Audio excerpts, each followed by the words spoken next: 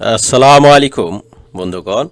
আমরা আজকের এই পর্বে notepad plus plus development tools নিয়ে আলোচনা করব। এটি একটি সাধারণ একটি খালি এডিটর না, এটির অনেক কাজ আছে যেটি পরবর্তীতে সকলে ব্যবহার করে থাকে, মানে যারা ডেভেলপমেন্ট ওয়ার্ল্ডে আসে তাদের বিভিন্ন ক্ষেত্রে এটি ইউজ করে থাকে। তো চলুন আমরা এটা নিয়ে আলোচনা করি। তো নোটপ্যাড একটি ওপেন সোর্স সফটওয়্যার, অর্থাৎ নোটপ্যাড প্লাস প্লাস। এই সফটওয়্যারটি C# প্রোগ্রামিং ল্যাঙ্গুয়েজ দিয়ে ডেভেলপ করা। আপনারা এটি notepad++ ওয়েবসাইট থেকে এটাই আপনি কালেকশন করে নিতে পারেন। বর্তমান ভার্সন এটি। আমরা যদি এটাকে ডাউনলোড বাটনে কারেন্ট ভার্সনে ক্লিক করি তাহলে এরকম ডাউনলোড সেকশন আসবে। এখানে এটা ফ্রি, যত ফ্রি অফ কস্ট, সেহেতু আমরা এখান থেকে এটা কালেকশন করে নিতে পারি। ঠিক আছে, এটার অন্যান্য ভার্সনও আছে, পোর্টেবল ভার্সনও রয়েছে, সিগনেচার আর মিনি মাল্টিপল ভার্সনও রয়েছে। তো এটাতে এর যে কাজগুলো আছে, এছাড়াও এটার রিসোর্সের বিষয় আছে। আমরা এটা নিয়ে কেন কথা বলছি, অনেকে বলতে পারে যেটা আপনি দরকার কি, এটা তো একটা এডিটর। হ্যাঁ, এটা একটা এডিটর। তো এই এডিটরটি মোটামুটি বলা যায় উইন্ডোজ রিলেটেড যারা ব্যবহারকারী আছে তাদের সকলেই ব্যবহার করে, যদিও বা যারা বিভিন্ন ধরনের প্রোগ্রামিংয়ের ক্ষেত্রে ভিজুয়াল স্টুডিও কোড ব্যবহার করে থাকেন, কিন্তু বিষয় হচ্ছে সবসময় তো আর ভিজুয়াল স্টুডিও কোড দিয়ে সব কাজ করা হয় না। ভিজুয়াল স্টুডিও কোড বিশেষ করে প্রোগ্রামিংয়ের বিশেষ কায়দায় ব্যবহার করা হয়। বাট নোটপ্যাড প্লাস প্লাস খালি প্রোগ্রামিংয়ের জন্যই যে ইউজ করতে হয় তা না, নোটপ্যাড প্লাস প্লাসের আরও বিভিন্ন ধরনের দরকার রয়েছে, বহুমাত্রিক প্রয়োজন রয়েছে। সেই বিষয় নিয়ে আমরা আলোচনা করব। তো আমাদের কম্পিউটারে কিন্তু নোটপ্যাড প্লাস প্লাস ইনস্টল করা রয়েছে।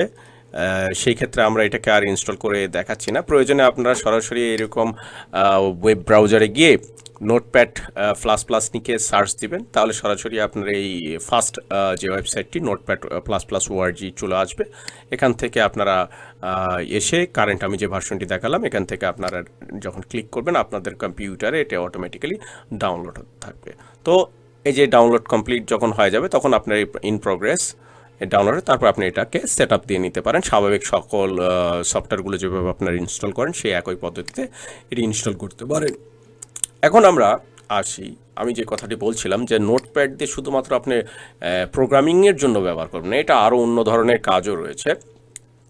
ধরুন আপনি কোনো লেখা সেভ করতে চাচ্ছেন না, বাট আপনি অনগোয়িং একটা প্রোগ্রামে রেখে দিতে চাচ্ছেন, কম্পিউটার বন্ধ হলেও যেন লেখাটি সেখানে থাকে, বা ওই অ্যাপ্লিকেশনটি ক্লোজ হলেও যেন লেখাটি সেখানে থাকে। তাহলে এরকম যদি একটা সফটওয়্যার আপনি ফাইন্ড আউট করেন গোটা ইন্টারনেটে, সেই ক্ষেত্রে আমি বলবো যে Notepad plus plus is absolutely that type of program. ধরুন আমরা এখানে একটা হিজিবিজি একটা লেখা লিখে নোটপ্যাড প্লাস প্লাসকে ক্লোজ করে দিলাম। আমি কিন্তু প্রোগ্রামটাকে কোনো সেভ করিনি। এখন আমি যখন নোটপ্যাড প্লাস প্লাসটাকে চালু করব, সে যে মোমেন্টটা ছিল, যে মোমেন্টে আমি যা কাজ করেছি সেটা অটো তার মেমোরিতে সেভ হয়ে আছে। অর্থাৎ নোটপ্যাড এক্ষেত্রে একটা সবচেয়ে মানে বলা যায় যে একটা গুরুত্বপূর্ণ একটা অ্যাপ্লিকেশন, যেখানে আপনি যাই টাইপ করুন সেটা ডিলিট করবে না, আপনি যতক্ষণ পর্যন্ত নিজে না ওই ফাংশনটিকে ডিলিট করেছেন। যেমন এখান থেকে আমি যদি কমাটিকে ডিলিট করে দিলাম, এরপর এটাকে ক্লোজ করে দিলাম, আবার চালু করলাম, লাস্ট সেই মোমেন্টটা মানে আমার যে লাস্ট কি স্পেসের যে ইউজটি সেটি যেভাবে আমি কাজ করাইছি সেই তথ্যটি সে সংরক্ষণ করে রেখেছে। অর্থাৎ আমি যখন কিবোর্ড থেকে কোনো একটা বাটন প্রেস করে তাতে যদি কোনো কিছু টাইপ করি বা সেটা ডিলিট করে দেই, ওই মোমেন্টে ওটা অটোমেটিক্যালি আপনার নোটপ্যাড প্লাস প্লাসের স্টোরাইজ হয়ে যায়। তাহলে এই যে আমরা একটা গুরুত্বপূর্ণ বিষয় দেখলাম যে এখানে কিন্তু নোটপ্যাডে সেভ করার কমান্ডটি দেওয়ার প্রয়োজন পড়ে না সবসময়। হ্যাঁ, যদি আমি কোনো প্রোগ্রামিংয়ের ক্ষেত্রে যদি আমার ফাংশনটি কাজ করাতে চাচ্ছি, প্রপারলি এক্সিকিউট করতে চাচ্ছি, তাহলে কিন্তু আমার সেই ক্ষেত্রে সেটা সেভ করতে হবে। একই ক্ষেত্রে যারা আপনারা ভিএস কোডের সাথে নোটপ্যাডকে মিলিয়ে ফেলেন, আসলে ভিএস কোড তো একটা লাইব্রেরি বেস একটা হচ্ছে ফাংশন, যেটাতে সেটা ওয়েব ডেভেলপমেন্টের কোড হতে পারে বা সফটওয়্যার ডেভেলপমেন্টের কোড হতে পারে বা আদার্স কোনো প্রোগ্রামিংয়ের কোডের জন্য সেটাকে প্রস্তুত করা হয়েছে এবং সেটা মাইক্রোসফট করেছে, নট আদার দ্যান। কিন্তু মাইক্রোসফটেরই একটা প্রোগ্রামিং ল্যাঙ্গুয়েজ দিয়ে এই ওপেন সোর্স প্রোগ্রামিং প্ল্যাটফর্মটি তৈরি করা হয়েছে, যেটা হচ্ছে নোটপ্যাড প্লাস প্লাস। এই নোটপ্যাড প্লাস প্লাসের সোর্স কোড আপনারা গিটহাবে পেয়ে যাবেন। চাইলে আপনারাও মন মতো নোটপ্যাড প্লাস প্লাসকে আপনার মতন করে ব্যবহার করতে পারেন। তো মূল বিষয়টা হচ্ছে যে আমরা বলতে চাচ্ছিলাম যে নোটপ্যাড প্লাস প্লাসের ফাংশনটাকে অনেকে ভিএস এই কোডের সাথে মিলে ফেলে। আমি আপনাদেরকে ভিজুয়াল স্টুডিও কোড দেখাই দিচ্ছি। ভিজুয়াল স্টুডিও কোডটা একটা প্রোগ্রামিং মানে আইডিয়া বলতে পারেন আর কি। এটা একটা এনভায়রনমেন্টাল আর কি ফাংশন আইডিয়া এখানে, যদি বা রিটেন কনসোল মোডের একটা আইডিয়া। আর নোটপ্যাডও একটা আইডিয়া, বাট নোটপ্যাড কিন্তু not like visual studio code, কারণ ভিজুয়াল স্টুডিও কোডে কিন্তু লাইব্রেরি রয়েছে। আমরা কিন্তু এর যে ফাংশনালিটি মানে ভিজুয়াল স্টুডিও কোডের যে লাইব্রেরি বা আপনার হচ্ছে সোর্স কন্ট্রোল অন্যান্য এই ধরনের কোনো মানে ফাংশন আমরা কিন্তু এই নোটপ্যাড প্লাস প্লাসে পাবো না। কিন্তু নোটপ্যাড প্লাস প্লাসের গুরুত্ব কি, আমরা ইনস্ট্যান্ট এখানে যা লিখবো তা সেভ হয়ে থাকবে। আমি সেভ না কমান্ড করলেও পরবর্তীতে আমার প্রয়োজনে সেটিকে আমি সেভ করতে পারি। হ্যাঁ, যেমন এই লেখাটিকে আমি কেমন যদি মনে করি যে না এটা আমার দরকার নেই, এতটুকু আমরা ডিলিট করে দেবো, এটাকে ডিলিট করে দিলাম, এরপর এটাকে ক্লোজ করে দিলাম, দেন এটা কিন্তু ওই পরিমাণই রয়েছে। এখন যদি আমার মনে হয় না এই ফাংশনটাতে আমি একটা কাজ করব, যেটাতে আমি ধরুন যে কিছু লিখবো, suppose this is my first text writing,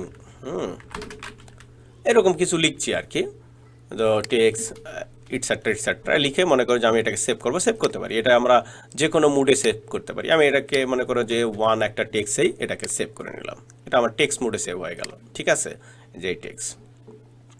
আচ্ছা, আর এই যে স্যার আমরা যে ভিএস কোডের কথা বলেছি, ভিএস কোডে কিন্তু তোমাকে কিন্তু পার্ট বাই পার্ট কি সেভ করিচ্ছ, সেই ক্ষেত্রে তোমাকে কিন্তু এখানে কাজ করাতে হবে, ফোল্ডার সিলেক্ট করতে হবে, তারপর সেটাকে ডিফাইন করতে হবে। তো এই যে অনেকে তালগোল পেকিয়ে ফেলে, এটা একটা লাইব্রেরি বেস রিলেটেড একটা মানে কোড এডিটর, আর এটা নন লাইব্রেরি বেস কোড এডিটর, ঠিক আছে। আপনি এটাতেও লাইব্রেরি কাজ করে, বাট আপনার এইটার কাজ করার ধরন আর ভিজুয়াল স্টুডিও কোডের কাজ করার ধরন এক না।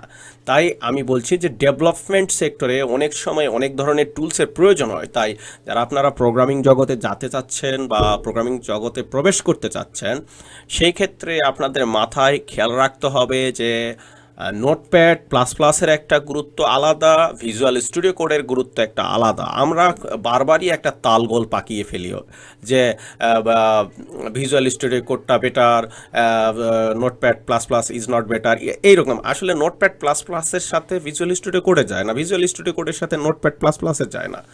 Notepad plus plus notepad plus প্লাসই ভাই, আর ভিজুয়াল স্টুডিও কোডই ভাই। এখানে একটা লাইব্রেরি বেস একটা প্রোগ্রাম আর একটা নন লাইব্রেরি বেস প্রোগ্রাম, সেটার সাথে কেন আমরা তালগোল পাকিয়ে ফেলি। আচ্ছা, এখন আসছি, যেমন আমরা এইটাতে টেক্সট সংরক্ষণ করতে পারি, কোড সংরক্ষণ করতে পারি, আরও আদার্স অন্যান্য ফাংশনালিটি সংরক্ষণ করতে পারি। আমি একটু আপনাদেরকে জিনিস দেখাই। এগুলো মেনু, তাই না? এই মেনুগুলোর দিকে একটু ভালো করে দেখুন। এই মেনুগুলো সিম্পল, আপনারা বিভিন্ন অ্যাপ্লিকেশন যেই রকম ব্যবহার করছেন সেই রকমই এইটা একটা সিম্পল একটা। দেখুন এখানে বিভিন্ন ধরনের কনভার্ট করার ফাংশন রয়েছে, যে ইনকোডিংয়ের যে বিষয়টি থাকে, খুব ইজিতে আপনি কিন্তু এর ফাংশনগুলি কিন্তু কনভার্ট করতে পারবেন, যেটা আপনার ভিজুয়াল স্টুডিও কোডে গেলে আপনাকে অনেক কষ্টসাধ্যভাবে কাজ করতে হবে। যেমন এখানে ল্যাঙ্গুয়েজ রয়েছে, ল্যাঙ্গুয়েজের ক্যাটাগরিতে আপনি কী ল্যাঙ্গুয়েজ নিয়ে কাজ করবেন। দেখুন কথাগুলো আমি কিন্তু বলছিলাম এই জন্য যে আমরা অনেকে তালগোল পাকিয়ে ফেলি বিএস কোডের সাথে আপনার হচ্ছে নোটপ্যাড প্লাস প্লাস, সেই কারণে আমি আপনাদেরকে এই তথ্যগুলো দিচ্ছি। দেখুন তো এ সিরিজে বিভিন্ন ধরনের কোড আছে, যে কোড নিয়ে আপনারা কাজ করতে পারেন। দেখুন ভালো করে এখানে কিন্তু দেখেন, আপনারা কখনো এরকম অনেক প্রোগ্রামিং ল্যাঙ্গুয়েজ সম্পর্কে আপনারা জানেনই না, যেমন অ্যাডা, ASN1, ASF, অ্যাসাম্বল, অটোলেট, এভিস এন্ড, এরকম কোনো নাম আপনারা অনেকে শোনেননি। যেমন বেনাক, ভেজ, এইরকম দেখেন আপনার সি শার্প, এই যে স্ক্রিপ্ট, মানে এগুলো প্রত্যেকটাই কিন্তু স্ক্রিপ্টেড। তো এই স্ক্রিপ্টগুলোর নিয়েই আপনি কিন্তু এখানে কাজ করতে পারবেন। সেটা এখন ডিপেন্ড করছে যে আপনি যখন নোটপ্যাড প্লাস প্লাসে কাজ করবেন, অনগোয়িং আপনার নিজস্ব স্কিলটা ভালো বিল্ড হবে। কারণ এখানে কোনো লাইব্রেরি ওইভাবে নেই, বা ইনক্লুডেড ওইভাবে লাইব্রেরি নেই, তবে আছে লাইব্রেরি, সামান্য আছে। যেমনটা লাইব্রেরি আপনি এখানে পাবেন, যে আপনি একটা, যেমন আমি আপনাকে এটা এক্সাম্পল হিসাবে একটা আগে ফোল্ডার একটা কানেক্ট করি, ডেস্কটপে একটা ফোল্ডার কানেক্ট করি, ফোল্ডারটার নাম দেই, ধরুন যে একটা নিউ ফোল্ডার লিখছি আপনাদেরকে বোঝানোর জন্য, এটার নাম হচ্ছে ওয়ান ফোল্ডার। আমি এই ওয়ান ফোল্ডারটাকে সিলেক্ট করলাম, এখানে কিন্তু এর মুভমেন্ট চেঞ্জ হয়ে গেল। পাশে অটো পাইলট আছে, আমার অটো পাইলটের দরকার নেই। আমি এই ওয়ান ফোল্ডারের আন্ডারে আমি একটা টেক্সট ফাইল রাখছি, abc.txt টেক্সট, ঠিক আছে। দেখুন এখানে কিন্তু এর টেক্সটের সিস্টেমটা দেখুন, এ আমাকে কিন্তু কোড জেনারেটের জন্য এখানে কোন ল্যাঙ্গুয়েজের কোড জেনারেট করতে চাচ্ছেন ইত্যাদি ইত্যাদি এখানে আমাকে লাইব্রেরি একটা সফিস্টিক্যালি দিয়ে দিচ্ছে। আচ্ছা, এখানে আমি যদি একটা HTML এর কোড নেই, ধরুন যে 1.html, আমি আপনাদেরকে বিষয়টা এটা সরাসরি HTML, আমি যদি এখন এখানে একটা অপশন ব্যবহার করি, যেমন এখানে আমি অ্যাপোস্ট্রফি ব্যবহার করি, আর অ্যাপোস্ট্রফি ব্যবহার করে যদি আমি ইন্টারপ্রেস করি, অটোমেটিক্যালি আমার লাইব্রেরি মানে HTML এর যে স্ট্রাকচার সেটা কিন্তু অটো আমাকে ভিজুয়াল স্টুডিও কোড দিয়ে দিবে। কিন্তু একই জায়গাতে আমার এই যে আমি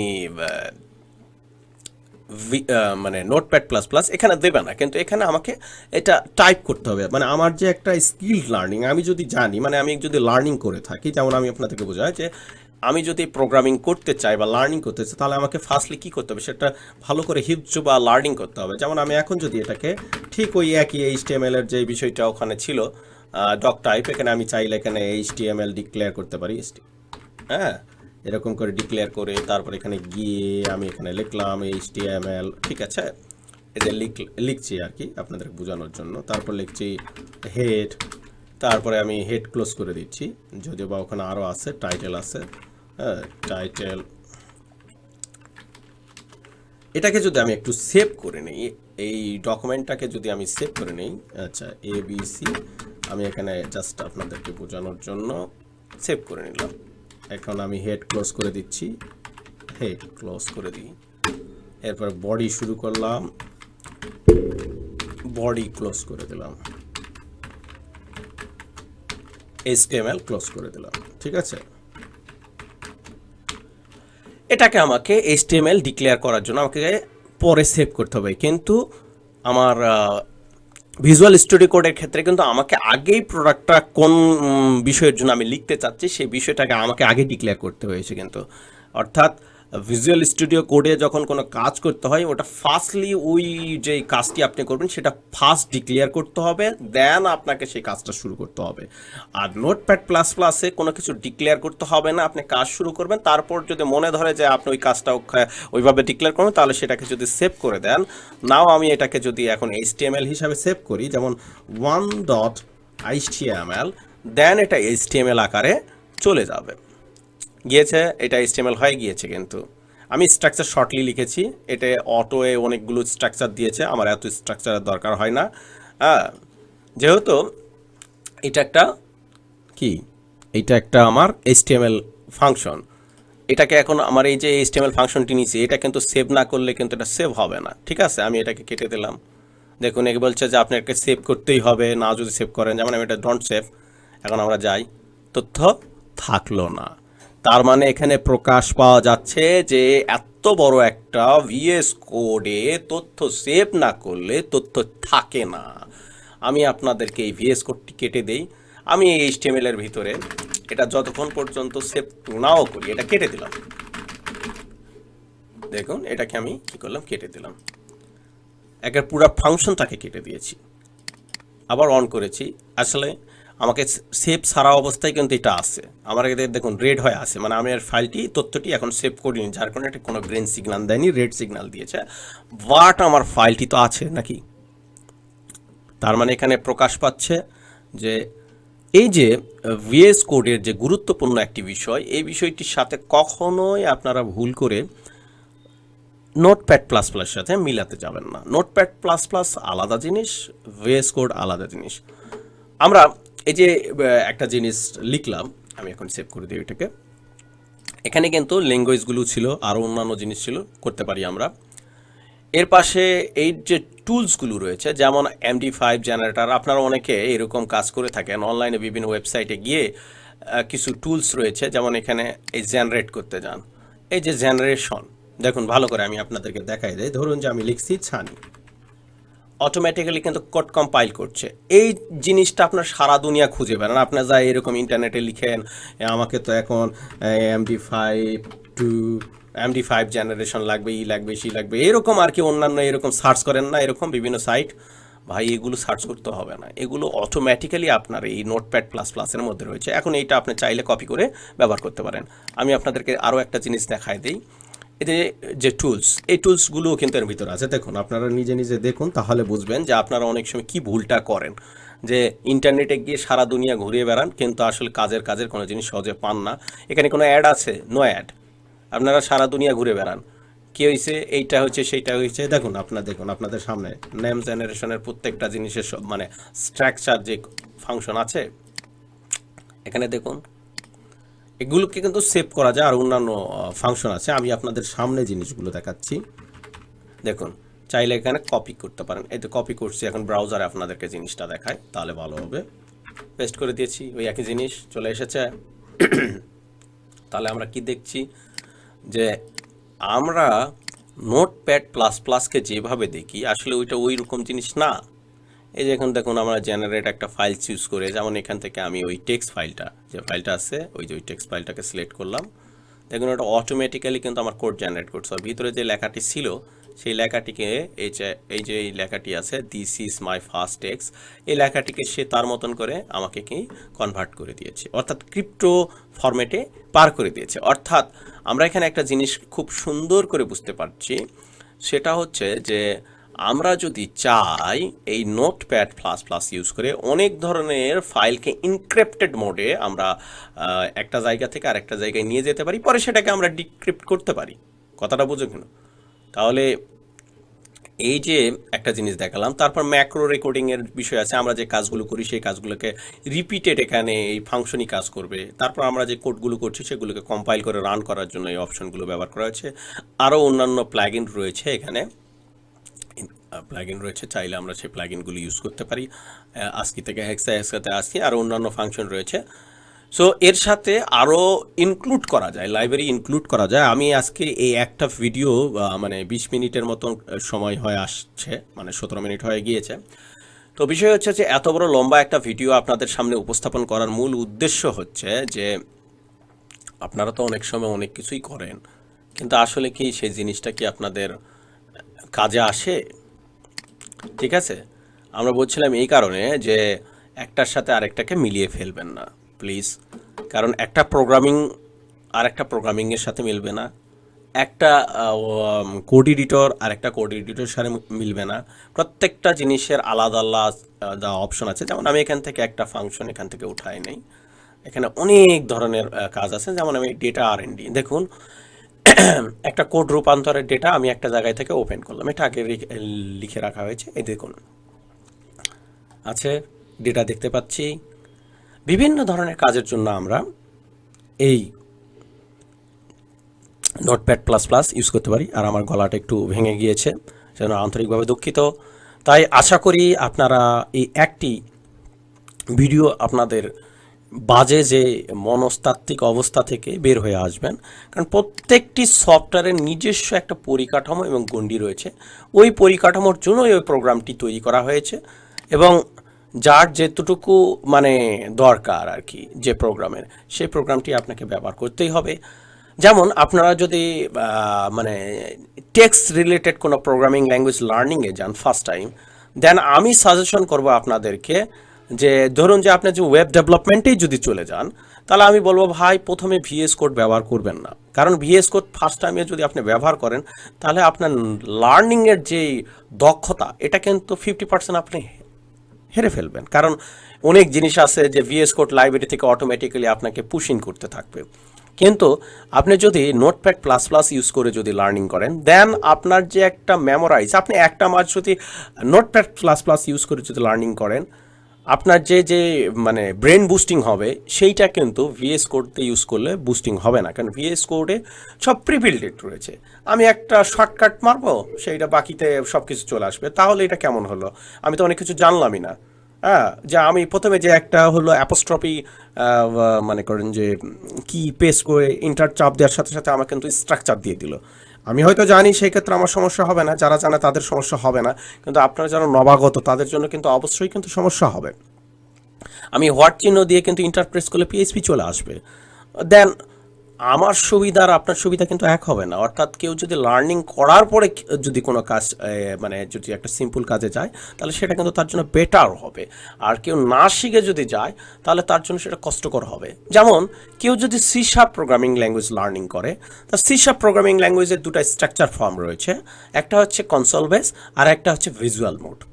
ভিজুয়াল মোডটাই বিশেষ করে গুরুত্বপূর্ণ, কারণ ওটা নান্দনিক। কিন্তু ভিজুয়াল মোডে ডিরেক্ট যদি কেউ যায় তাহলে প্রোগ্রামিংয়ের যে মেন যে স্ট্রাকচার সেটি কিন্তু সে শিখতে পারলো না।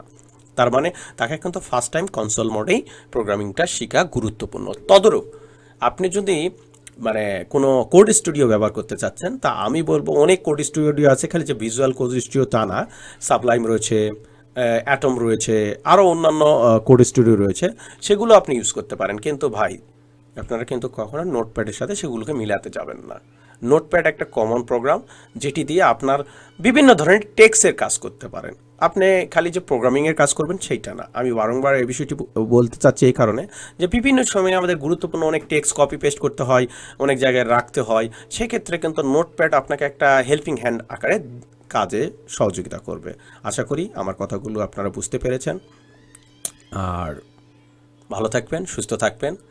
আর এটি ডেভেলপমেন্টেও ব্যবহার করতে পারেন, সেটা জাভা প্রোগ্রামিং, সেটা ওয়েব ডেভেলপমেন্ট এর মানে HTML CSS যেটাই শিখেন আর কি, যে কোয়ারি বা মনে করেন যে পিএসপি, যে ক্ষেত্রে কোড লাইন রাইট করেন সেক্ষেত্রে এটা বেসিক্যালি আপনি ইউজ করতে পারেন।